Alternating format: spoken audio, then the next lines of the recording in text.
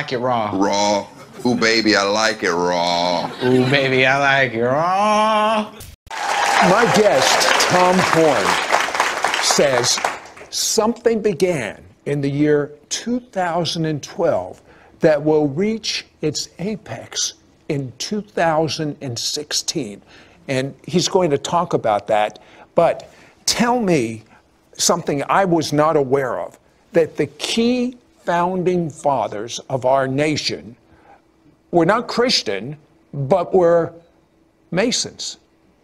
That's absolutely right, Sid. In fact, as many as 44 of the 56 signers of the Declaration of Independence were Freemasons, and they were the Freemasons really of the European order, meaning that they were committed to building an occult form of a democracy that was based on what's called the Atlantean scheme. This was coming out of Europe. What Francis Bacon believed, he was the head of a secret society in Europe, very popular and very powerful, and they had wealthy people behind them. And they believed that there had been an original Atlantis. And Atlantis had been great because Atlantis had taken its orders from the gods of ancient history.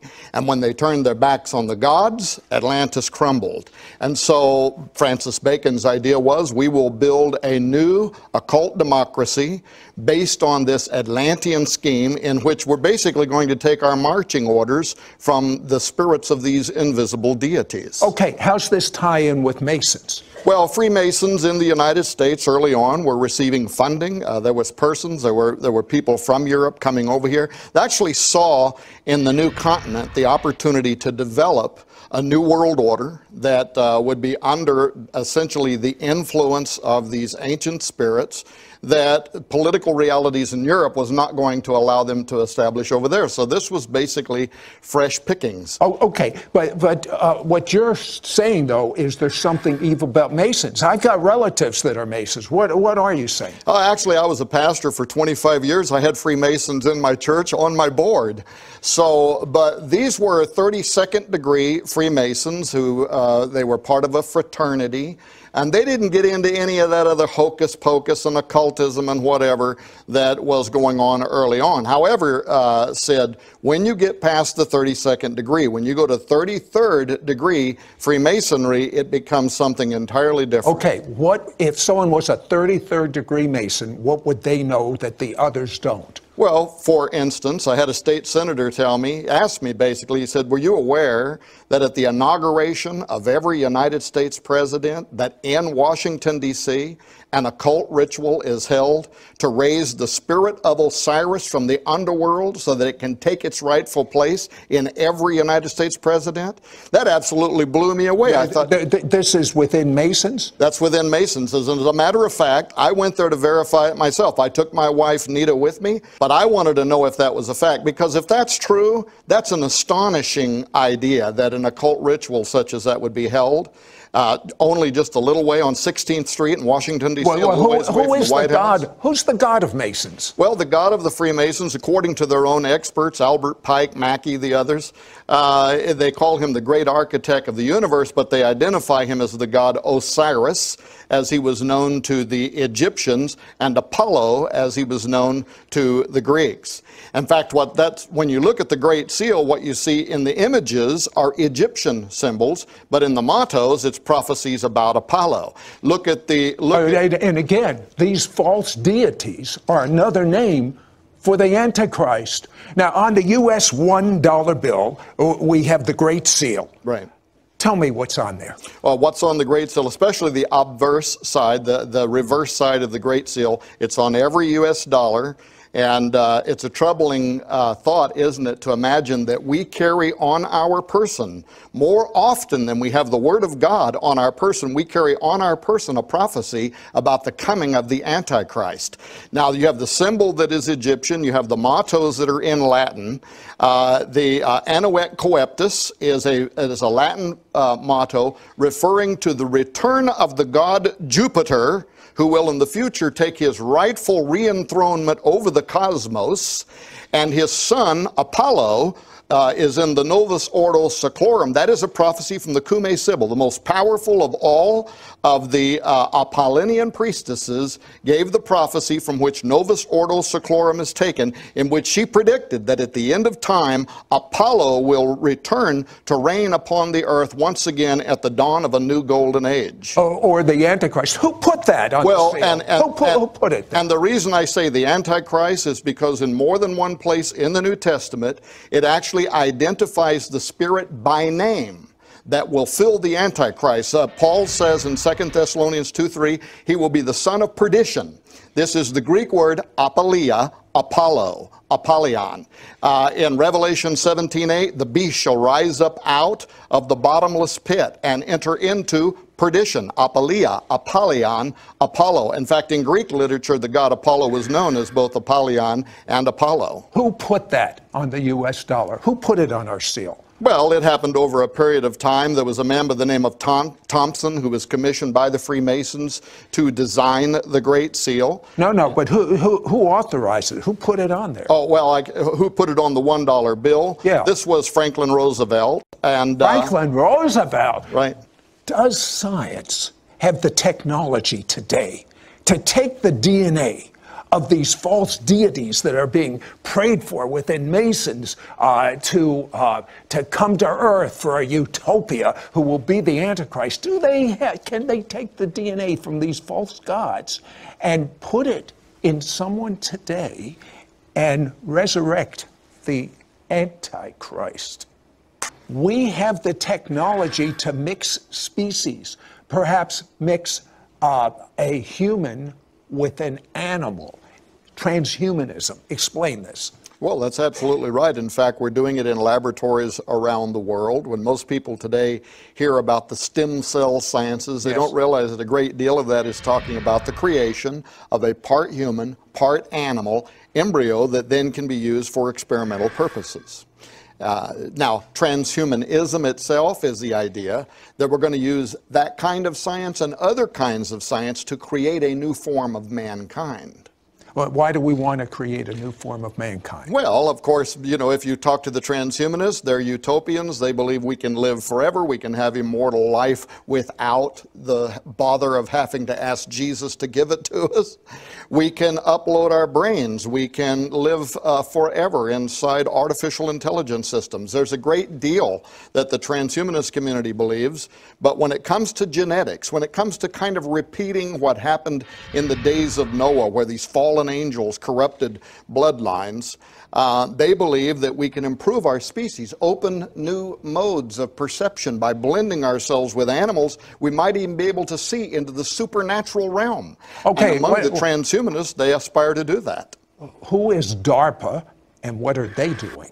DARPA is the Defense Advanced Research Projects Agency. It's one of the large departments of the U.S. that uses our tax dollars to hire other people to come up with great ideas, private laboratories, things like that. But in last year's operating budget and in this year's operating budget, for instance, they have set aside millions of dollars for rewriting the DNA of our soldiers.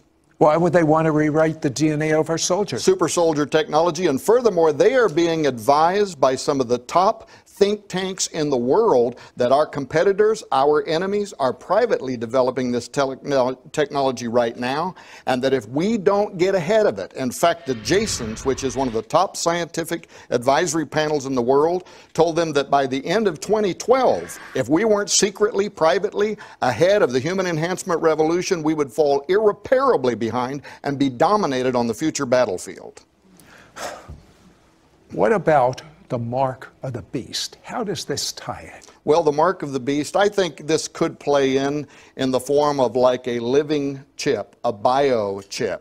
We are doing experiments right now with chips that can deliver medicines into your systems, but some of these could be designed to actually carry payloads, to carry vectors, as they're called, to work almost like a virus that could introduce a new genetic code to rewrite your genetic makeup. And some people believe that perhaps that's how the mark of the beast will alter humans so that they're no longer redeemable by literally going through their system and rewriting their genetic makeup. You're saying a lot. Who's funding this? Well, you are. I am. No, not me. As a matter of fact, well, because there are departments in the U.S. government like the National Institute of Health.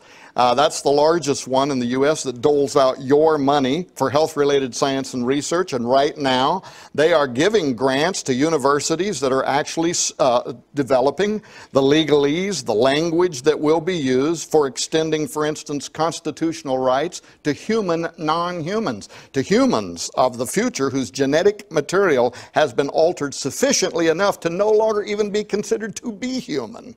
Well, what about the ethics of this? Will these people be considered humans? Will they be considered equal to us? Will they be able to vote? Or will they be like pets if they're half human and half animal?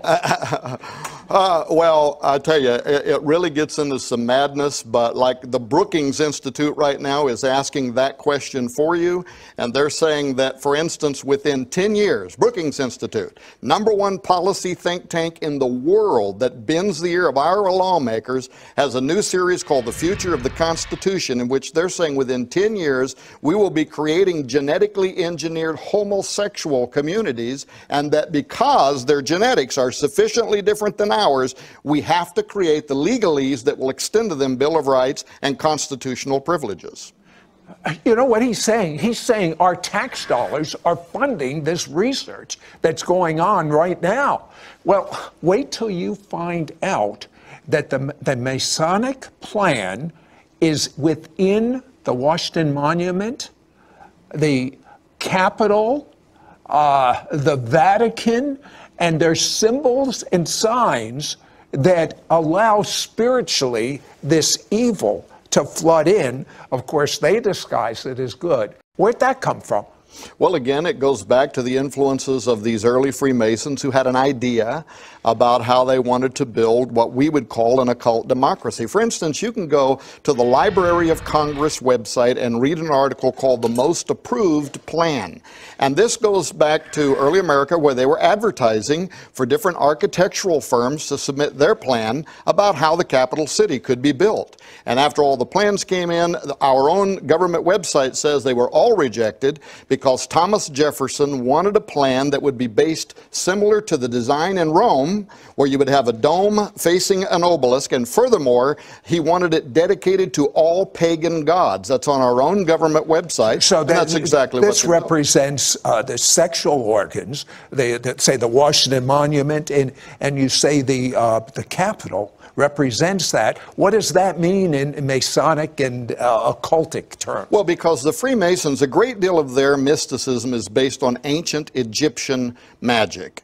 And this design, a dome, which is the ever-pregnant belly of Isis in their mythology, facing an obelisk, which is the erect manhood of the god Osiris, was a magic utility. This was designed in ancient Egypt for one purpose, and that was to raise from the underworld the spirit of Osiris so he could take his place in the Pharaoh, so that the country, Egypt, could have divine representation in their king. Well, that's exactly the template you have laid out in Washington, D.C. It's exactly the template you have at the Vatican. Why is it the same things in the Vatican? Same thing at the Vatican, where you have a dome facing an obelisk. As a matter of fact, the obelisk in St. Peter's Square was removed from the ancient city of Heliopolis, where it was built and dedicated to the god Osiris. And when they took it to the Vatican, and when Pope Sixtus had it put in the middle of the square there, he actually performed an exorcism on it, trying to expel the demon of Osiris from the obelisk. And again, this Osiris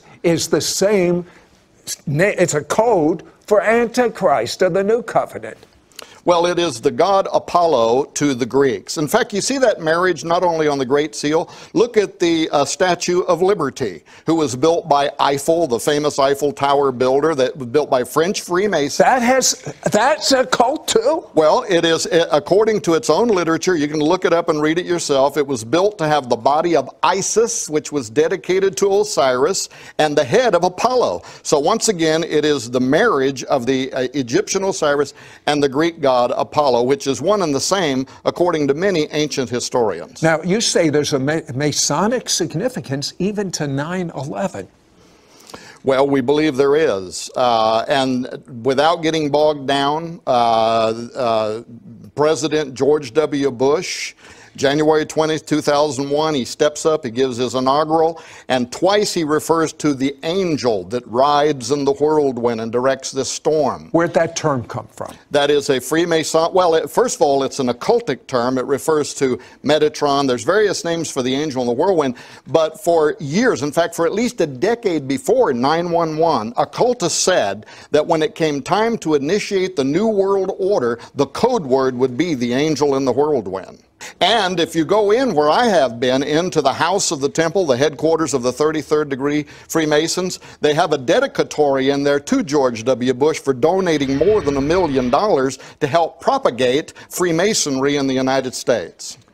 Yeah, and I voted for him, so I'm not picking on him. Well, you know, this is a very pervasive thing. This isn't just some random speculation. Now, why do you say the years 212 to 216, something very significant involving the Antichrist will occur? Why do you say that? Well, first of all, I got on that because there is a 500-year-old Mayan prophecy that said that in the colonial count 1776, there would be a 13-step countdown ending in the year 2012. And when you read the prophecy, it is literally 300 years earlier describing the Great Seal of the United States. We have 1776, 13 steps, over which is hovering the all-seeing eye, which is a prophecy of the return of that God, starting in 2012 through 2016, but also many other ancient cultures, ancient Jews, the Hindu and their Kali Yuga calendar, even, Sid, even turn of the century Protestant reformers like old sinners in the hands of an angry God, Jonathan Edwards, wrote in his letters, which are preserved in university, that he believed the Antichrist would appear between the years 2012 and 2016. We found that redundancy over and over, and the question became, what was motivating these people? By what inspiration were people for both hundreds of years and thousands of years persuaded that the end would begin in the year 2012 through the year 2016? Why did they believe that? What do you believe?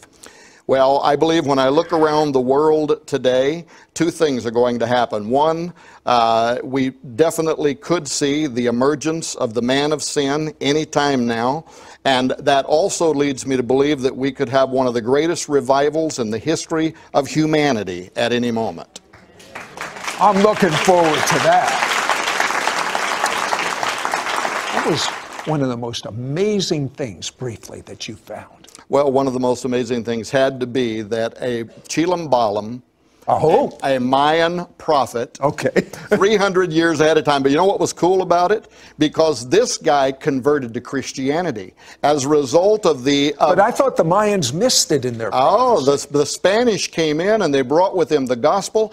And this was university level work that was done when interpreting these ancient prophecies at the university level. They found that this guy had given his life to the Lord. So now it put a brand new twist on how and why would he be talking about the colonial count 1776 and basically describing the Great Seal of the United States. It put a whole different kind of fascination on the whole thing. Despise not prophesying, right? Did this young convert, though at one time he was one of the worst of pagans, did he indeed receive a revelation from God? He may have. But I thought the Mayans predicted, and they missed the date. No, they never said that. In fact, I'm on many TV shows and conferences that you can watch on YouTube for the last 10 years saying they never said that. What they said is actually more interesting. They said the end of 2012 would end an era and then a new and final dispensation of man would begin. Now that's more interesting. Here's the question I pose to you, and I pose to you. If you have to have some special DNA put into you so you'll live much longer, so you won't get cancer and dread diseases, and that's the mark of the beast.